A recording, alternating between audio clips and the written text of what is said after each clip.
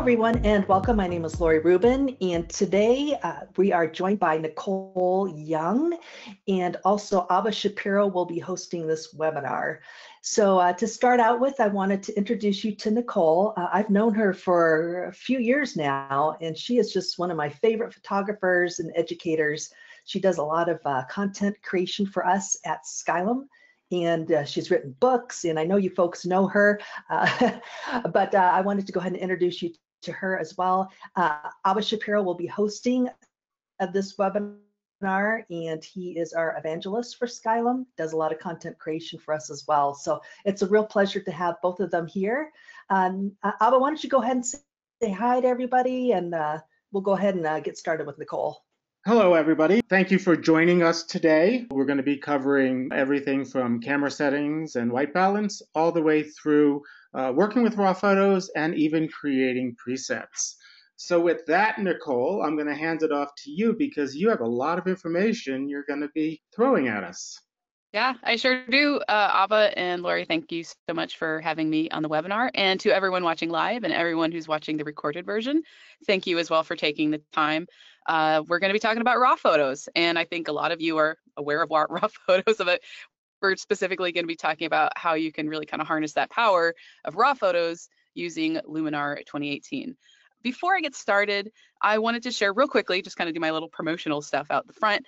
I have an online course. It's an email-based course. It's a 1-week program that you can sign up for completely free over on my website. It's kind of a nice introduction, a solid introduction, very well produced videos on Luminar. And if you guys are interested, I'm sure some of you watching this have probably already maybe even completed the course. It's fairly new. It's only been out for less than a month, I believe. So it's very up to date. And so please head over to my website, nicolezblog.com, and you can actually, if you want to, if you're not really sure how to access it, the best way to get this little free downloads button at the top, and that will take you right to this page, to some other things. You know, I have that free Luminar course right there in the middle and some presets and other things at the bottom. So that's the first thing I wanted to kind of talk about. Just real quickly, another thing you might be interested in coming up, and this is about a few months away still. I've been working on this like diligently for the last like month or two. I have an ebook, and then eventually it's going to be a print book as well, all about Luminar. And this is a very comprehensive, I talk about a lot of things, the tools, the features, and just kind of really how to make Luminar work for you. It's going to be a great book. I'm really excited about it. I'm really proud of what I've created so far, and it's coming along nicely. So watch for that. If you are registered to my newsletter, which you will be if you register for the Luminar course, or if you just want to sign up for the newsletter on its own, you'll find out as soon as this is available. So that's all I have for my promotion. Let's go ahead and jump into the main, like what we're going to be doing today. And we're going to be talking about raw photos. So first of all, I'm using a Mac, and I want to get that out there because there are still some subtle differences between the Mac and the Windows versions. I am aware of many of the differences. As I see them, I'll try to just point them out, just so if you're wondering if you're using a Windows computer and you're wondering why that might not be on your computer. And we're really hopeful that a lot of these are going to be all streamlined and work together. So just to get that out there. But yeah, I'm using a Mac. Let's go ahead and get started. I have the splash screen open here. This is what you see right after opening Luminar. So I'll go ahead and click Open Image, and I'm going to be using a shark photograph that I created a few years ago, and this is from a Canon 5D Mark III, so it's a CR2 RAW file. Go ahead. And let's get that open. So right away, you can see that this photo is it's very dull, it's very blue. I didn't use any lights on the image, so there's no artificial lighting to kind of help kind of combat that kind of hazy, weird light effect you get with underwater photos. Now, I don't expect everyone to be, 30 feet underwater photographing sharks, but you might be 10 feet underwater if you're snorkeling or doing any type of, fun underwater thing, then you might see some comparisons to this. But this also does apply, just the basic general editing of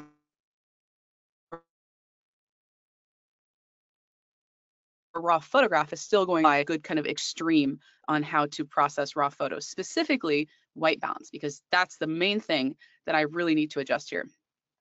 So I have, if you look over real quickly over here in the layers panel, you can see that I have the name of the file. It shows that it's a raw file based on that file type, and it's also locked. So this is like my background layer. And this is the layer, this is the only layer that you can non-destructively edit raw photos with. So if I add a filter, click on the little add filters button here on the right, I see this raw develop filter right here. I'm gonna go ahead and add it.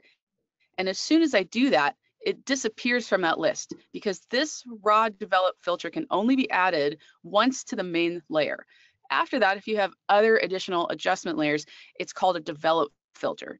And it has some of the same features, but it's missing some of the things because you're not actually editing on that raw layer. I don't want to overcomplicate that too much, but I just wanted to get that out there because I've seen some questions about why does it say only develop? Because if, for example, if this was a JPEG or a TIFF for something that was not a raw photograph, that raw, it's not going to say raw develop, it's just going to say develop. So there's a little bit of difference there. So that's this is the only filter that works specifically on this layer with raw photos. I'm going to go ahead and close that filters catalog so I can see the full image as I'm working here. Now, the first thing I want to do is go over to the white balance. Now, on the Mac version, I have a little eyedropper here. If you're using a Windows version, this isn't quite added yet. If you're watching this a little later on, you might have this feature added, so you'll be good to go. I'm lucky enough to know with this photograph that the top of that shark is supposed to be gray. And that's an ideal position and a location to actually use this little white balance eyedropper. It's kind of rare that I actually get to use the white balance dropper because most of the time I'm just doing it manually. And I'll show you that after this. I'm going to show both ways so you guys can kind of get a feel for how this works both ways. But I have that little eyedropper selected, and I'm just going to bring it over, and you can see how I kind of get a little pop-up of my little what the colors kind of look like in the tones look like in the area. I know that the top part here is gray, so I'm just going to click there, and immediately that white balance adjusted, and it got it really close to where I want it to be. And if you look over in the adjust section of the raw develop, those, and this is typically what I see when I work with raw underwater photos, is the temperature and the tint slider are almost all the way to the right there. So, you know, I kind of know that with these types of photos, so I probably could have just done that manually. But usually I'm just adjusting these on their own. And I'm actually going to reset this real quick and just show you to start over from scratch here. When you don't have that white balance eyedropper, or if you don't have an ideal location in your photo to use that dropper, then you're just going to have to kind of slide these over. And usually what I do is as I'm sliding them, I'm watching what's happening in the photo. So as I slide the temperature slider to the right and I look at the image, I can see that now it's kind of turning green. Okay, so now I'm going to switch over to that tint slider, and I'm going to move it opposite of green towards magenta. And so ultimately, both of these sliders are going to be pushed all the way to the right. That's unusual for most photographs. You're usually going to have somewhere in the middle. But for underwater photos, that's usually where I end up. Okay, so I have that white balance set there. And I'm just going to go down to these next settings below, and let's kind of play with the exposure settings. And the benefit of using the exposure settings here in the raw develop is you're still working on that raw layer, and you're really manipulating the data that you have in that raw file. And that, you know, is one of the benefits of using raw, is you have so much data that you can work with. So I can push the exposure, the contrast, and all the other settings without negatively affecting the actual pixels and, you know, the quality. And I can pull out more detail in those areas or so. Oh, okay. And Nicole, Okay. while we're kind of in a break period, Yeah. did you use any kind of a red filter when you shot this, or was this just raw in the camera? This is all because I'm using so a red filter. Let's say I was using a GoPro is a great example, because you might see GoPros and they have these underwater filters on them. The reason you want to use filters on the front of your camera is when you're not using raw, you can't bring that color back naturally like you would with a raw photo. So no, I did not use any raw, any red filter, any colored filter. This is just in a housing. I have a very wide lens. I have a fisheye lens on this, super big dome. So no, if you're shooting underwater and you can shoot RAW, don't use any filters on your camera. But if you're using like a GoPro and you know you're going to be pretty deep under the water, then yeah, you could probably use that red filter. In fact, I actually, and I have it on my blog, I can link to it as well. I created, when I was photographing, this is totally sidetracked here. When I was creating these photographs, I actually had a GoPro attached to the top of my camera housing, and I recorded almost everything. I just let it go. So, but I didn't use a red filter on it. So what I ended up doing is converting all of those to black and white, because the color was so bad that moving it to black and white really kind of helped with that. It also kind of gave the video a really creepy effect. So you can actually find that on my website as well.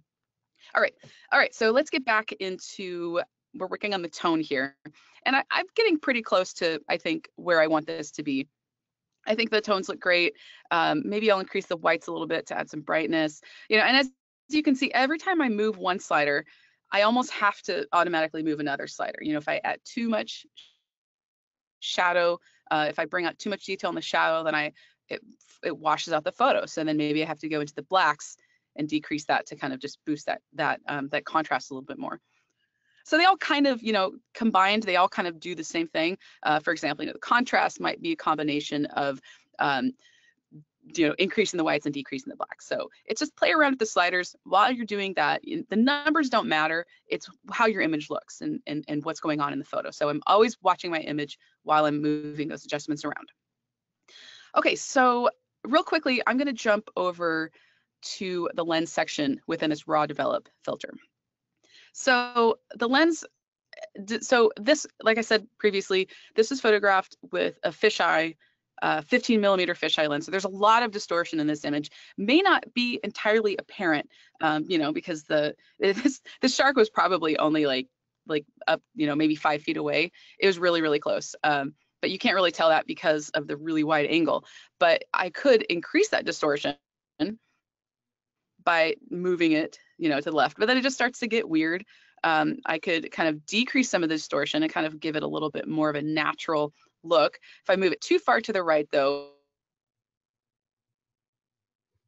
and when you're here with a very wide lens like this, you're going to have to make some type of compromise. You're either going to kind of naturalize what's going on, like so here in this case, it's going to be the shark. But then on the edges, those little fish on the edges, they really start to get stretched out. So I could either just keep it as is. And if, by the way, I just double clicked the slider, the name of that slider there, and it just resets it. That's a good tip actually for a lot of the sliders. So I could keep it as is in the right, just to give it a little bit less distortion and kind of make that shark look a little bit more normal, I guess. So that is all I'm going to do for now inside of the raw develop filter. Go anywhere though. I'm going to make a quick preset with just these raw settings, so that way I can use them maybe on photos that I've created. Now this is only going to save the raw develop feature, so this is only a photo. I'm sorry, this is only a preset that I would use on other raw photos taken in this exact same situation. So I'm going to click on the little Save Filters preset button at the bottom there, and I'll give this a name. I'm just going to call this Shark Raw, and I'll just click Create New Preset. And now if I go into my presets panel, I don't have it active right now. So on the very top, I'm going to click on that little icon and I can see my Shark Raw preset is there. All right, I'm going to hide that preset panel so we have a nice full screen. And I'm going to continue working with adjustment layer. This allows me to continue working on the edit. So because the raw develop edits to me are kind of like creating a foundation for my photo. So this is how the photo should have looked out of camera if everything had been perfect, if I was able to light it perfectly and get the right color.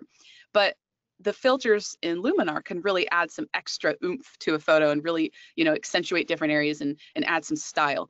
And so I want to make sure that I put that on a separate layer so I can possibly save it as a preset and then apply it to any photo that I want. And another reason I like to do that is because I'm able to, using this little eyeball here in the layers panel, I can toggle only this layer on and off to see how those added edits apply. And I'll show you that as I add a few things here. So I'm going to start out. I'm going to click on Add Filters.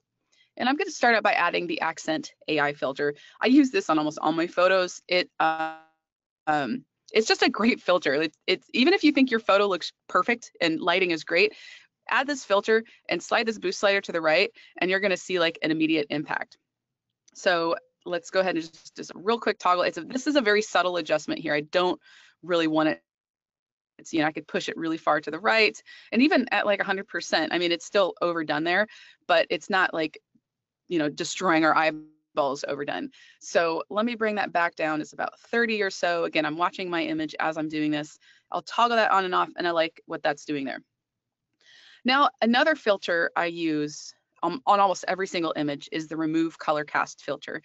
Sometimes it seems like no matter how close you can get the white balance, there's always still going to be something there that you might not really be able to see.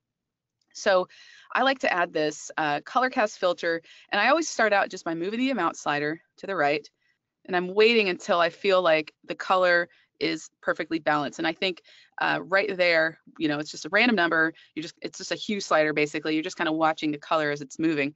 I'm going to toggle this on and off, and you can see that just like eliminated this kind of blue-green color cast that I really couldn't tell was there until I actually added this remove color cast filter. So one of my favorite filters. I use it on, again, on almost every image. All right, let's keep going. And now I'm going to start adding a little bit more kind of like style to the photo. So and almost all these filters I'm adding here are some that I love and I add all the time. So Orton effect is one I absolutely love. Let's go ahead and I'll add that filter. I'm just going to move the amount slider a little bit. It kind of adds like a subtle softening, but not like too much of a glow, and it pops the color, and it also adds a boost of contrast. And let's go ahead and toggle that. You know, it's just a nice little kind of, again, it's like a oomph to the photo. It's hard to explain exactly what it's doing, but I always like it. Again, I use it very kind of gently. I don't want to overdo it. You also have some other adjustments down at the bottom. I typically find that just the standard type 1 with a subtle amount, that's usually all I really need. But if you see, like maybe I see this photo and from some previous edits, I need to increase the brightness. I can do that here and just add a little bit of brightness there and see how it does. And that's just a nice little effect there. So another nice kind of a polishing effect for photos. And another thing, this is another filter that's great for nature and landscape, is the golden hour filter. I just want to see what it does to this image to see if I can, you know, can continue working out some of that blue color cast in the photo. So I'll go ahead and add the golden hour. Oops, I added it twice by accident, which you can. Great thing in Luminar, you can add and stack filters as much as you want. So I have this golden hour filter. I'm going to go ahead and just slide it over to the right. And let's see, if I push it really far, then it's not, obviously that's too far, not looking good. I'm not even sure if I want to use this. Maybe add like maybe a really low setting there. So that is, it's only at set like 13, and it's very, very subtle. Just a tiny bit of kind of a saturated warmth to it. All of these filters that I've added are, you know, for the most part, aside from the remove color cast, is a pretty extreme edit, but they're all very subtle. I do that often. I like to just add subtle adjustments and just stack them and see what I can get.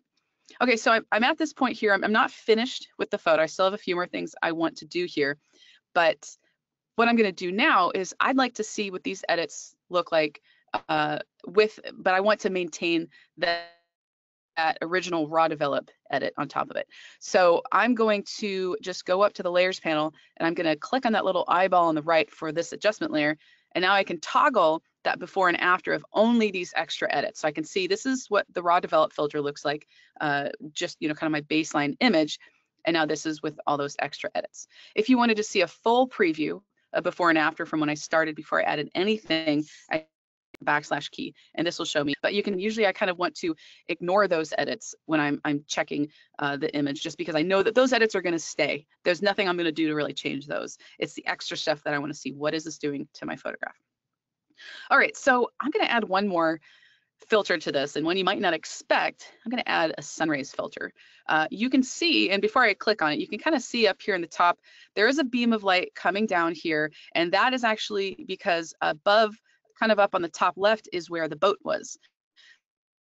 So this shark, I got this, you know, I was shooting at pretty high frame rate, and so I probably have several images of the shark passing by, and this is the one where he just, or she, I'm not really sure what it is, just came through and just started to hit that light. So it was in the shadow, came through, and now the light started to hit it. I'm going to add a sunrays filter to try and kind of like accentuate that glow coming from above. So I'll click on that sunrays filter.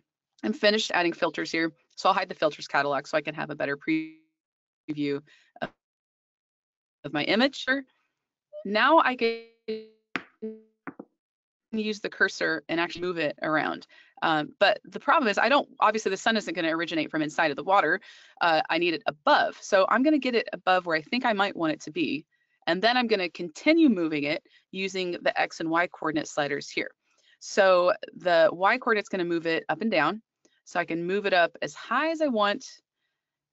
And I can also reload, because as soon as it gets out that far, you can't see it, and I can't zoom out to actually access it with the cursor. And I can actually hide that place sun center. I don't need that anymore. But I can move it around just using these coordinates, and that gives me a really kind of a much easier and a little bit more refined way to actually place that sun. So I'm gonna try and find a spot where it's not really gonna be spread out too far, and I think that's probably pretty good right there. I'm just going to do a quick toggle to see what that's doing, and you can see it's doing more than just add sunbeam down on the image. It's actually adding a little bit of contrast and kind of focusing in that brightness just to that portion of the image. So now I could play around with the other settings. You know, amount is like the amount of beams. So if I'm sorry, scratch that. The amount is the intensity of the beams. So I don't want it to be too intense. You know, he's not like in a spotlight. I just want it to be down a little bit, probably about where it was. Where was the 40 is the default, and I want to go a little lower than that. Look is going to be that kind of like contrasty feel. So, you know, I'm really just kind of sliding these around. There's really no logic behind, other than there's a few things that I know for a fact that I want to change, but some of them it's just all like look and feel. Like let's see what happens when I move the slider. Number is the number of beams. So you can see as I change it, it's kind of going from soft to like a lot more beams. Now they're kind of, you know, blurred a little bit, which is kind of what I want. I don't really want these super harsh beams, but I usually like to keep this number really low and sometimes just at 0 there. And even at that setting, it's still adding quite a bit of a nice little light coming from above. You can also change the length of them. You know, the default I find is pretty good, but if you want a smaller or longer beam, then you can increase or decrease that slider as well. And warmth is kind of the, you know, do you want like a white beam or a really kind of a yellowish glowy beam? And I don't want it to be too yellow, so I'm going to keep it at a lower setting. The sun in view here because I put it off frame, so none of these sun sliders will apply. They won't change anything if I move them around. And the penetration is, you know, it's like how much is basically how much is it going to punch through the image, and that's really a little bit like if I had a foggy for a little bit more of a result there. It's kind of just acting weird here because it doesn't really have anything to punch through. And then randomize is fun to just slide this around and see if I'm just going to keep it at 0 because I kind of like that default setting there. So that is, let's go ahead and toggle that on and off real quick. We'll see the sun rays, and that's actually pretty cool. Kind of in the spotlight there, it looks kind of neat. So I'm finished with all of my filters here, and now I'm going to make another preset. So I'll save this filters preset, and I'm just going to call this one, let's call this one Shark with Sun Rays, because I know I added sun rays, and I'll remember that's my cool preset with all the other edits. So I'll create a new preset. Now, if I click on the preset, little toggle at the top, down in the bottom, there are both of those filters that I've created, or those presets I've created. Now, just real quickly, let's do a quick finish of this edit. I have a few things that I'd like to address here. Primarily, first is going to be the crop.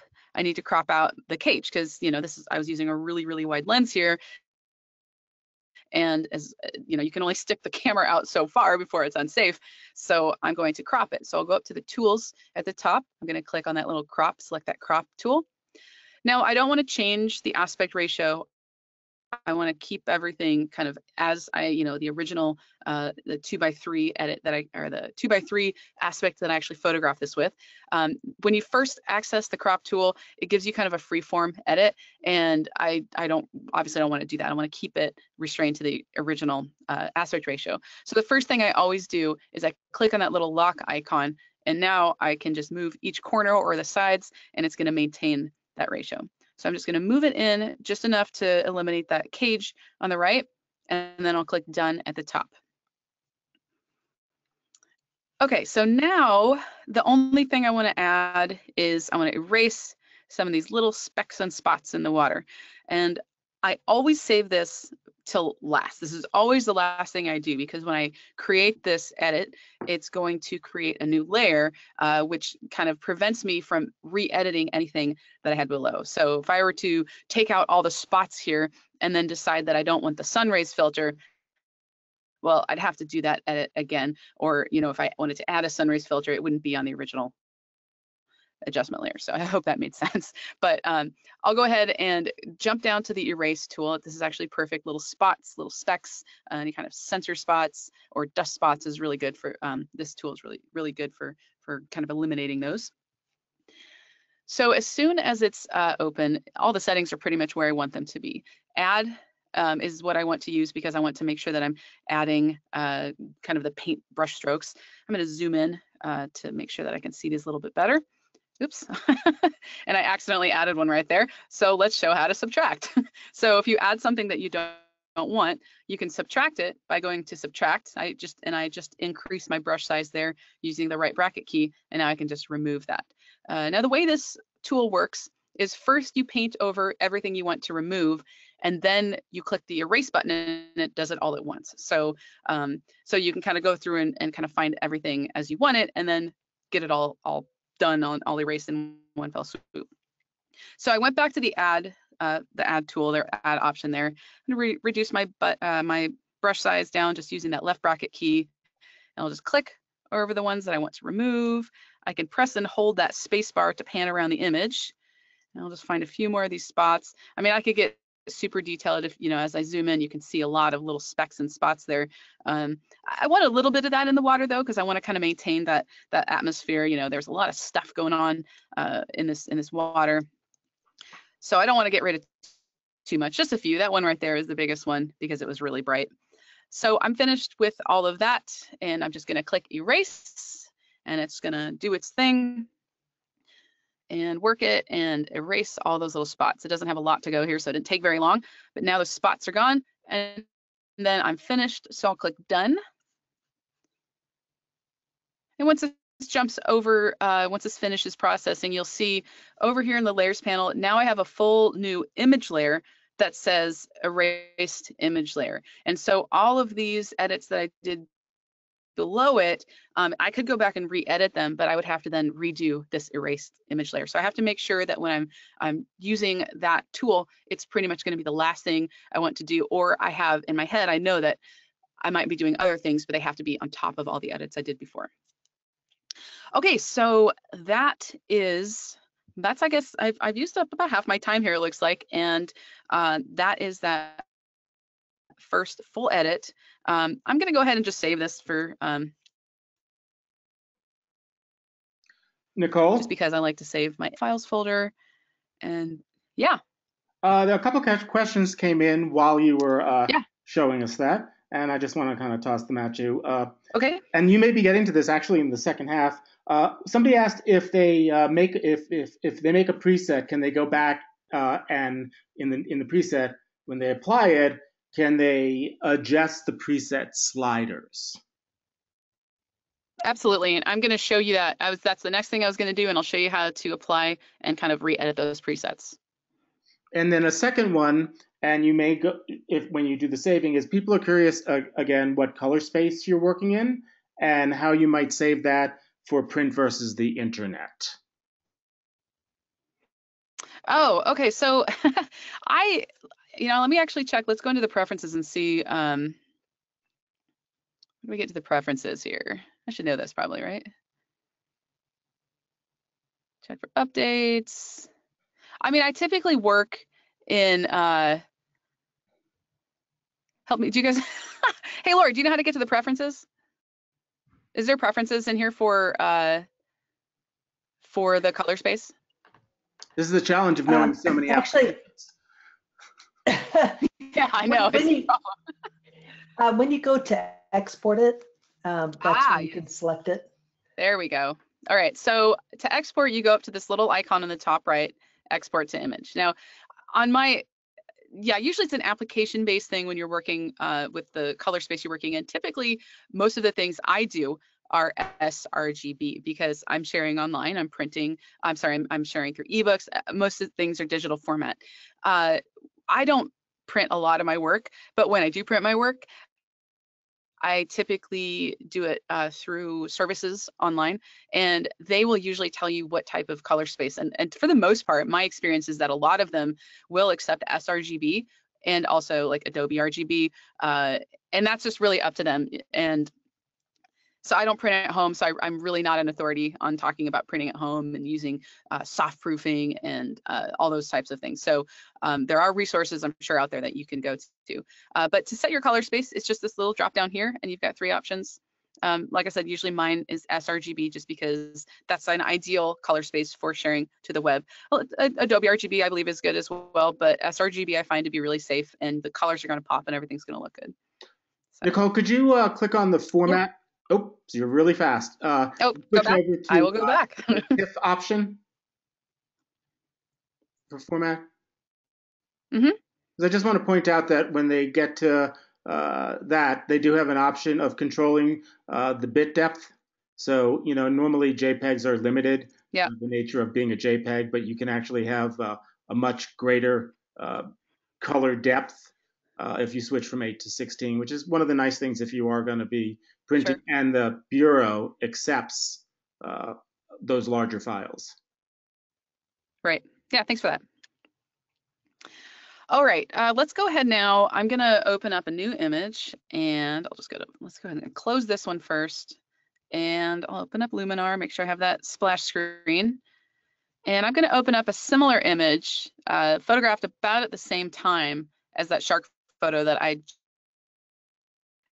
and there, now you can actually see that boat and where it was and how it was creating that shadow. I don't recall if these were so the way it works when you're photographing off of a boat in a shark cage is you kind of, you go in, you have like 30-minute time segments where you go underwater. And I found that even if I went underwater, if the sun was shining, the light was still a little bit different, depending on where I was and how clear the water was, etc. So, but I do believe that this was photographed at a similar time. But if it's not, I'll get to show you how you can actually make adjustments to that.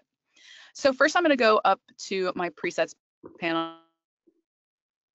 I'm going to make sure that it's visible up there at the top and use that Shark Raw preset because that was created with that raw develop filter. So let me go ahead and hide that preset panel, and let's go ahead and take a look and see what we did. So the white balance, it's probably about as good as it's going to get just because it's, it's underwater, and I'll still need to kind of further enhance those edits with the additional adjustments. I would say that the exposure is a little too bright here. And so whenever you add a preset, you have full adjustability of the filters in that preset. You're not stuck with whatever was added, in it. You can actually change and edit and delete and do all sorts of things. So I'm going to go up to the exposure, and I'm going to drop that exposure. I'm going to reduce the highlights as well, which might help with some of the really bright areas up here at the top. And that, as I did that, then it kind of darkened some of the area down at the bottom. So let me move those shadows up as well. So I think that, I'm just going to go with this and then continue, and I'm going to use that other preset. But when you add presets, let me go ahead and show those presets again. When you add presets, you have to be careful because if I were just to click on this shark with sunrays picture or preset down at the bottom, it would remove all of the filters that I have that are already in that filters panel. So that is, obviously I don't want to do that. I want to make sure that raw develop filter is that only filter that's sitting there in that filters panel. So there are a few different ways that you can kind of work around this. You can do what I did on the previous image. You can go up to this plus icon and click add new adjustment layer. But the other option when you're working, especially when you're working in the presets panel, is just click on this overlay preset button, and that does the exact same thing. It adds a new adjustment, sun rays, and that does actually did a really good job. But I don't really like those sun rays. I don't think those sun rays fit with this image. So, but let's go ahead and look over here in the filters panel. Now, one thing I want to do, I don't like having all of my filters open like this. It's too cluttered for me. There's too much happening. So I'm going to click on this little drop down, and there's a few different things. There are a few different options you can work with. You can select collapse all, which just collapses all of those filters. And of course, expand all is going to do the opposite. Sometimes you might want to work in single view mode where they automatically collapse and expand depending on which filter you have active. So I'll click on single view mode and they all collapse. But now let's start with the accent AI filter. Maybe I want to play with this and see if any other setting would work better. So maybe I just make a slight adjustment to it. That looks great. But now I want to go down to those sun rays. As soon as I activate those sun rays, then the accent AI filter collapses. So that's kind of a nice way to work with filters, just to kind of keep things a little bit more tidy there in that filters panel. So I'm not really sure if I like this sun rays, or maybe I could just move it around a little bit. So let's try that. Let me go ahead and take that X slider, which is going to move from left to right, and I'll move it to the right a little bit, because what I do like about this filter, and I'll toggle it on and off so you can see, I do like the other effects that it's adding. I like that it's kind of adding a little bit of contrast and kind of in a way vignetting the image around that that kind of sun ray that's coming down. But I think it's really just a matter of positioning it in the right spot. So I just moved it over to the right a little bit. Let me do that again. So I move it over to the right a little bit. So you really can't see the sun rays. It's just kind of like highlighting those fish kind of right in the center there and just adding an interesting effect. So, you don't really see the sun rays, but I do like the overall look that it's creating. Nicole? So that's, yeah. Some people ask if you ever use masking in concert with the sun rays to control where they go. I haven't yet, and if I had, I don't really have any photos easily accessible. I could look real quick to see if I could find one. Let me just do a super quick look because I might be able to find something. I just kind of want to know to control, because sometimes the sun rays go places you don't want them to go.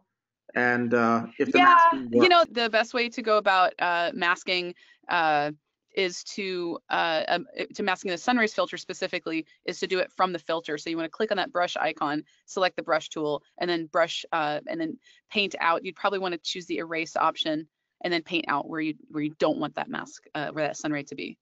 So, but that's actually a really good idea. I'm going to see if I can find something, maybe put together my own little tutorial on how to do that, because that's a smart thing, and people might have that same question. So, while we've interrupted your workflow, there's a couple other questions that people are curious about.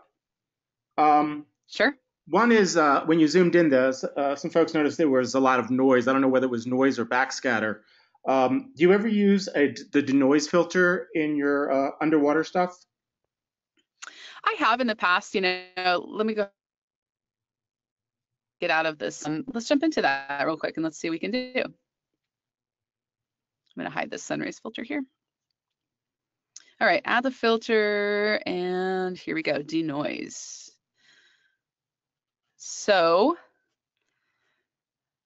if I move that, whenever you're removing noise, you have to be careful because you can kind of add like mushiness to a photo. Like if I slide it all to the way to the right there, the luminosity, the water is really clear, but then it kind of gives like a weird painterly effect to the details. So a lot of the times the noise doesn't bother me, unless it's color noise is something that I definitely don't like. So color noise is when you see a lot of kind of like little rainbow speckles in a photo. I don't really see any here. But I could move this over just to kind of see what happens.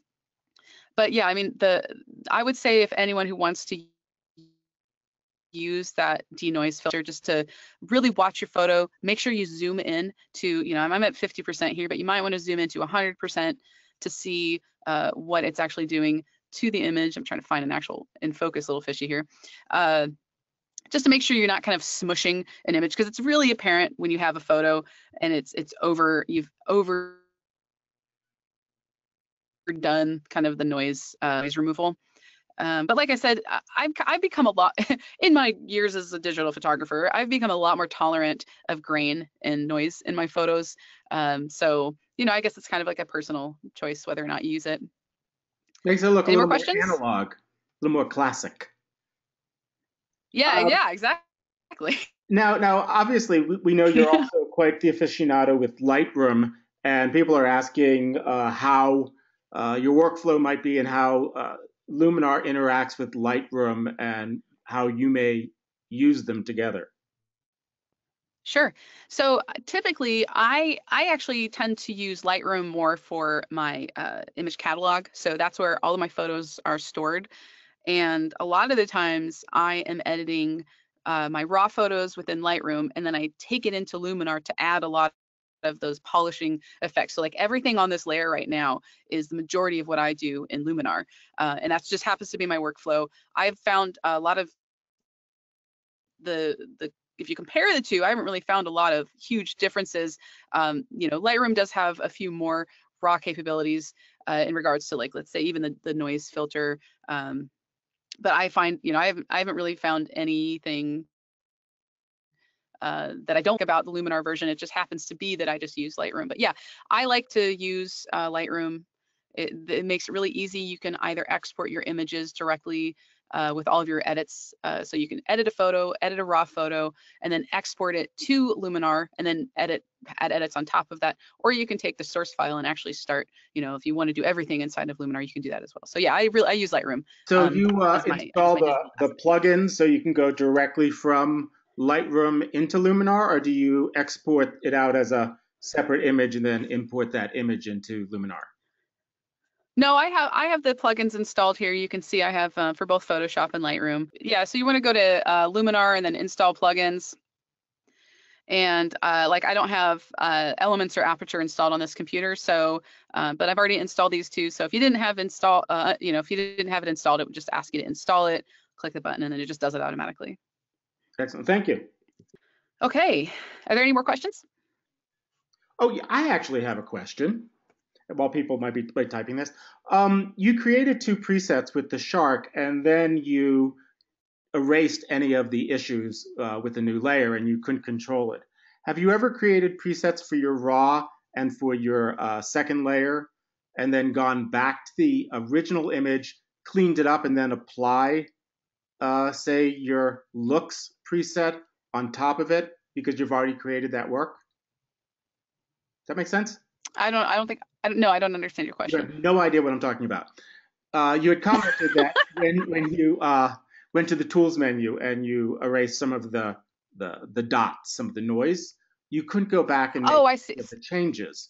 But since you had already saved a Uh-huh. preset for how you kind of tweaked that second layer after the raw, could you just go back and say delete that layer with the presets, fix the dots, and then go ahead and apply the preset on top of the erased Oh, I see dots? what you're saying.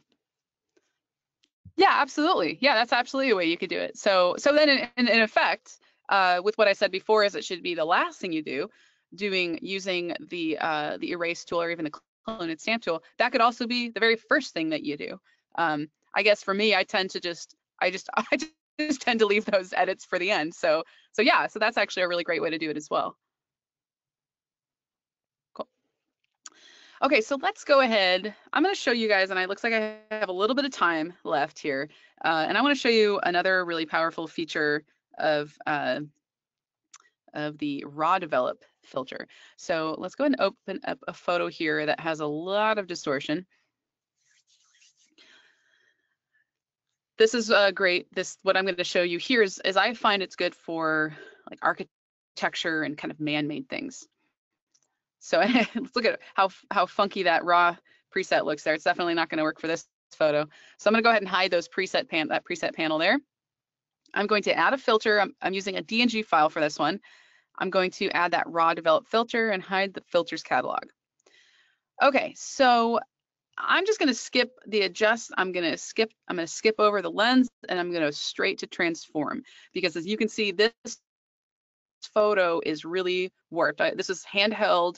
You know, I was kind of angled up when I was photographing this, and it's definitely not my best work, but I wanted to use this so I can show you how you can actually correct, kind of do some kind of drastic corrections to a photo. So these sliders here, and I'm just going to kind of slide through them. As I move these around, you can see they're kind of tilting things up, tilting things down. So this is a really great way to correct angles, buildings, anything that has a weird adjustment. Keep in mind when you use this filter, you're going to be cropping a lot of your photo out. So I'm not going to be able to keep much of this image in here. But let's go ahead and start. So I can see I have a lot of lines. I have these up and down lines here, these pillars.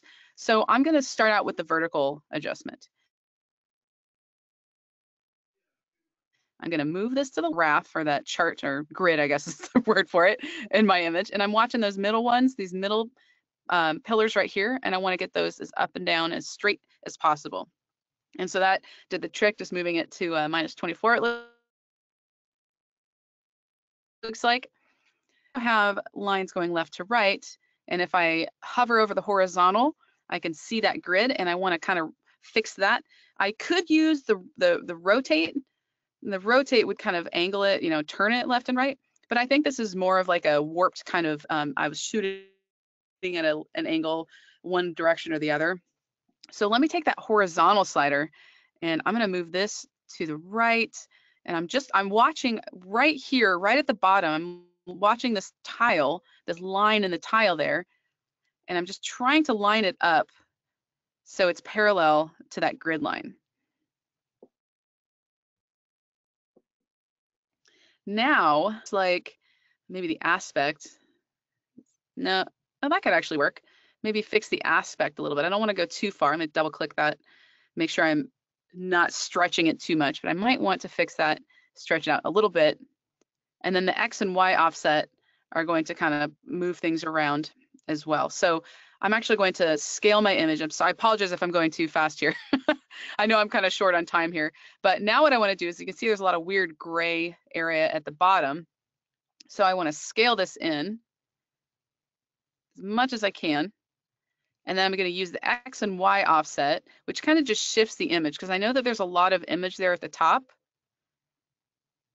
And I think I want to move these as well to try and bring in so that was just kind of a really kind of a quick demo on how you can use the transform. And let me go ahead and do a toggle before and after. So there's my before photo, and there's my after. So it just kind of it just makes those lines straight. It helps make those lines straight, I should say, you know, because I still have some warping going on the edge there. It's not perfectly straight, but it definitely looks a lot better than it was before. So that's just another tool. I really didn't show that with the other image because I didn't have the right type. It wasn't the right type of photo for it to work with. So yeah, I think that's it. Wow. Are there any like kind of last questions? We'll throw it out there. We'll see if any come in, but I think you really showed us some great little secret tips there to improve our images, as well as it's nice getting a workflow with underwater footage. We don't get to see that often, so that was that was cool. And kudos to playing with the shark. Oh yeah, that was exciting. It was very, very fun. If anyone has the, you know, is not intimidated or just wants to do it, it's a really cool adventure. It's been on my bucket list for years, so probably do it again too. Well, that's great. Well, thank you so much for giving us some of your time and teaching us some of these skills. I'm going to throw it back to Lori to close out the webinar, but I really look forward to the next webinar that you're going to be teaching us, Nicole. And again, thank you so much. Abba. Yeah, thanks. Yes, kudos to Nicole. She always does such a wonderful job. And we did get some comments about your Luminar training, that it's excellent. So we'd really recommend that people do that. Nicole's going to pull it up on the screen right now. Got it right there, yeah. Yeah, very good. So please check that out. It's free. So that's great. And Abba, thank you for hosting this webinar, and thanks everyone for joining us today. Okay. All right. We'll go ahead and close out this webinar and hope to see you on the next one. Thanks, Lori. Thanks, Abba. Thank you. Thanks, everyone. Bye-bye.